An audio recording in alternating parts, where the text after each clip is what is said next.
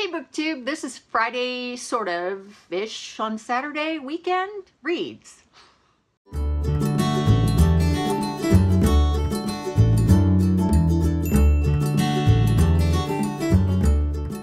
I'm Jen and I talk about audiobooks, and this weekend I am listening and I am reading with my eyes.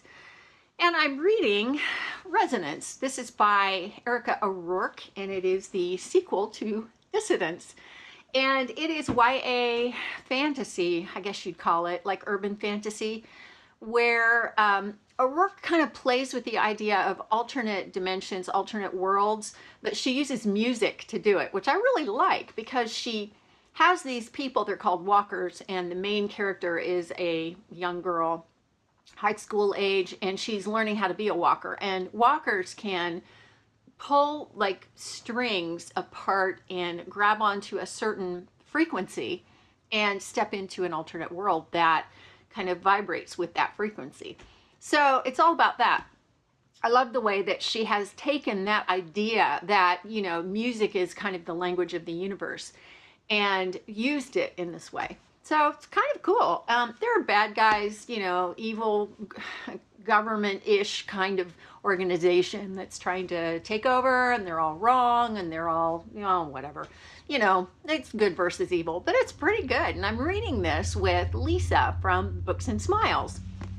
And I am about halfway. I have this much to go, and I have this much gone. So, you know, I'm getting there. It's harder for me because I have to sit down and read with my eyes, and I have so much going on around me that I have a little trouble with that. So I've been trying to do it at night, and I'm hoping to knock out quite a bit of it tonight, so we'll see. On audio, I am reading some very light, fun romance, and I'll tell you why. It's because earlier this week, a couple of days ago, I finished American War by Omar El-Akkad, narrated by Dion Graham. Dion Graham was brilliant. I'm not brilliant, just not even kidding, brilliant. If he had not been brilliant, I would not have finished the book because it was traumatic, it was despairing, it was dark, bleak.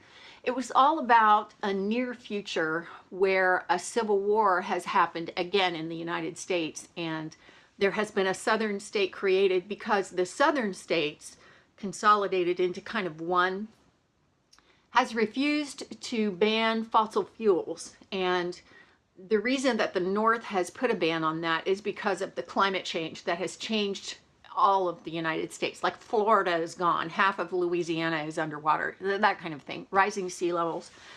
So it's the whole, you know, North versus South thing all over again. And we follow Sarat, whose name is actually Sarah T something, and they just combined it. So Sarat grows up in a refugee camp and then becomes kind of, I don't want to say a disciple of, but this man comes in to mentor her in the ways of terrorism, so to speak. And so it's just kind of sad. I mean, bad things happen, and bad things keep happening, and it never gets any better. And it kind of culminates in like this horrible truth about people and humans in the world, and it's awful. So, you know, I got finished with that book. I stuck with it, but I got finished with it, and I thought, oh man, I'm so glad that book is over with. Because while I think it's a good book, I think it's kind of literary fiction slash speculative fiction. And it just wasn't for me. So it's completely out of my comfort zone. And when I was finished with it, I thought, okay, well, this is an important book, but oh my gosh, this is a difficult book. That's probably the best way I can describe it. It's difficult. So when I got finished with that, I thought, oh my gosh, I need some light romance. Bring me the romance. So I read one book yesterday really quickly. It was Take Me Back by Megan March, narrated by Zachary Weber and Andy Arndt, two of my favorite narrators. And it was okay. It was fine. I'll tell you about it in a wrap-up, if I ever do a wrap-up again. Yes, I really will. But right now I've picked up The Hot One. This is by Lauren Blakely, and it is so cute. It's just so cute. It's got a little more depth than I thought it would, and it's very funny. Not constant ha ha ha funny.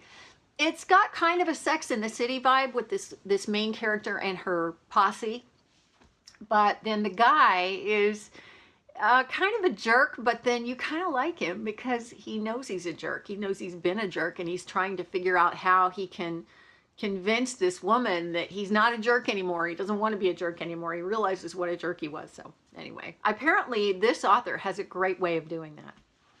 So that is what I'm reading this weekend. I have a feeling I'm going to finish this up pretty quickly. And I have everything pretty much on 1.25 speed, and I've slowed it down because I want it to last. I don't know. It says I've got about an hour and a half left on it, which is good because I have a lot of work in this room actually to do still.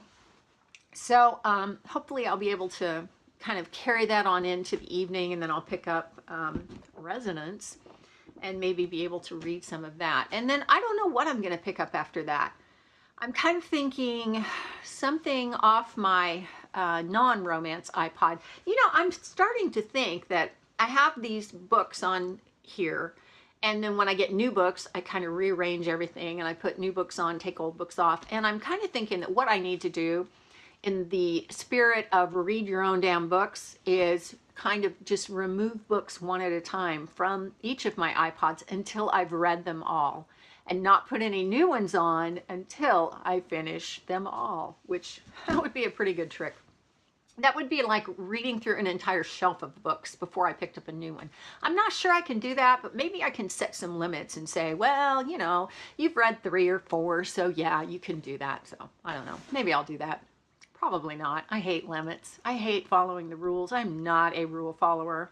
I am a spirit of the law, not the letter of the law kind of person, you know. I hate lines. Anyway, that is my weekend. Tell me what you're reading this weekend. Is it sunny, warm, pretty, getting cooler? What's the weather like where you are? I don't know why I concentrate so much on weather, but I think it's because it affects my mood so much, and that's probably true of most people. But anyway, let me know how it is, where you are, what you're doing. Is it cold so you want to curl up with a book, or is it beautiful outside and you want to just stick your earbuds in and go running or walking or something, you know, outside to enjoy the weather? Which is it? And what are you doing it with? I mean, what's on your iPod? What's in your hand? What's on your bookshelf? That all sounds so clever, doesn't it? Kind of sounds silly to me when I think about it. But anyway, have a great weekend. That's it for now for me, and I will see you next time. Thanks for watching.